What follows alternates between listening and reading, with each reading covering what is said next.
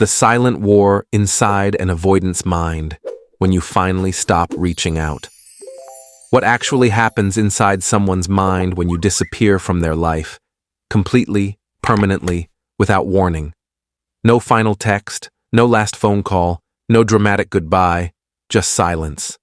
And that silence, it triggers something in the avoidant mind that nothing else ever could. Stage 1.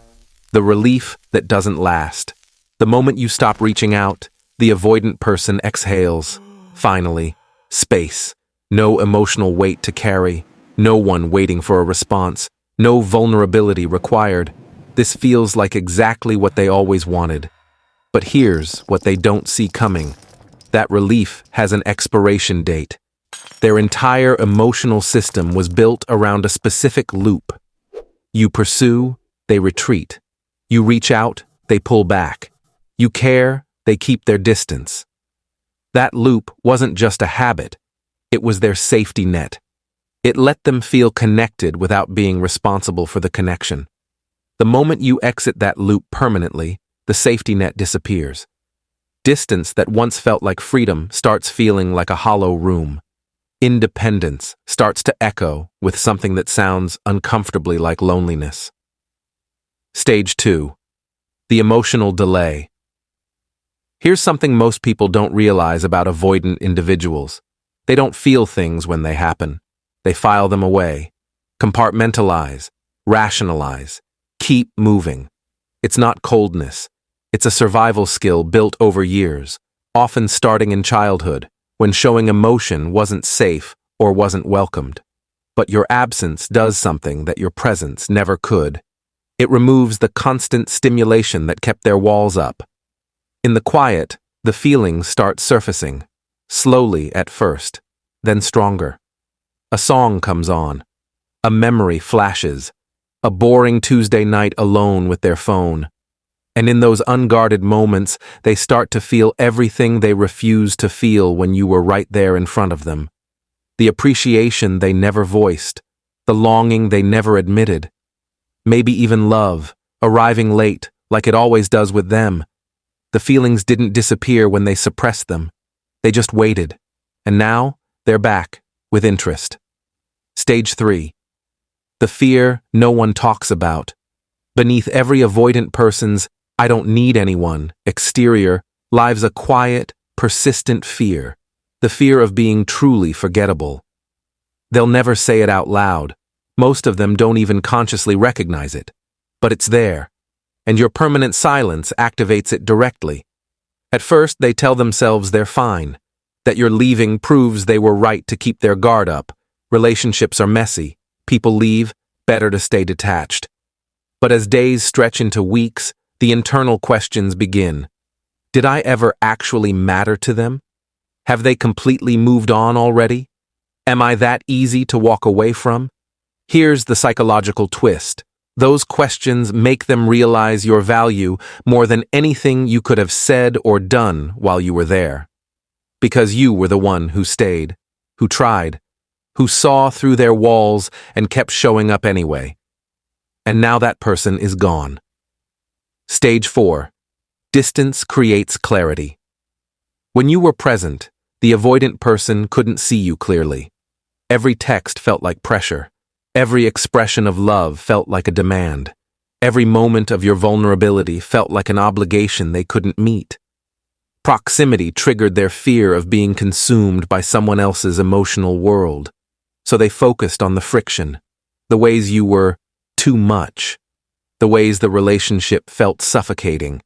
Your absence removes all of that noise, and for the first time, they can actually see you. They remember the specific way you made them laugh. The things you did for them without keeping score, the patience you extended when they gave you every reason not to. The kind of connection they haven't found before or since. Everything they minimized while you were close becomes vivid and rare in your absence. That's when the what-ifs arrive. Quietly at first, then relentlessly. What if I had let my walls down? What if I had actually tried? What if I just threw away the best relationship I'll ever have? The painful irony? The person they're now grieving, is the same person they pushed away when they had every opportunity to hold on. Stage 5. Consequences with no buffer.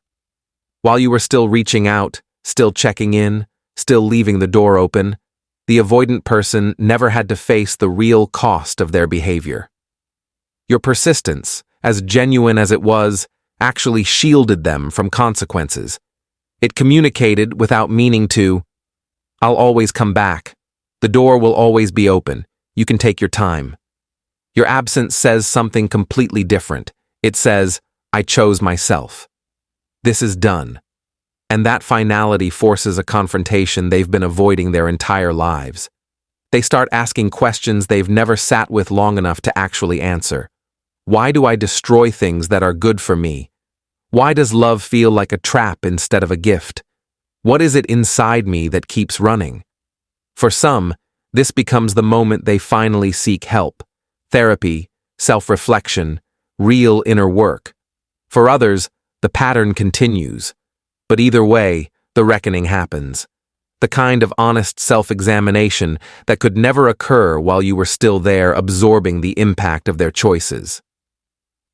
The final shift. Respect. When you were pursuing, you were, in the avoidance psychological framework, in the weaker position. Not because your feelings were weak, but because their attachment wounds taught them to read emotional availability as neediness, and neediness as something to pull away from. It wasn't fair, but it was their reality. The moment you walk away and stay away, everything recalibrates. Because walking away takes strength. Choosing your peace over someone's potential takes self-respect. Refusing to keep giving to someone who won't meet you halfway takes clarity that most people never develop. And the avoidant person recognizes that, because it mirrors the very independence they've always valued in themselves. You stop being the person who chased them. You become the one who walked away, the standard, the one they'll measure everyone else against years from now and quietly wonder, what if I had been brave enough? What this means for you. Understanding all of this isn't about waiting for them to come back. It's not about engineering their realization. It's about recognizing this. Your value was never dependent on their ability to see it. The moment you chose silence, the moment you chose yourself, you already won the only thing that actually mattered. Not their regret, not their longing, not their eventual understanding. Your own self-respect. That's the victory, and no one can take it from you.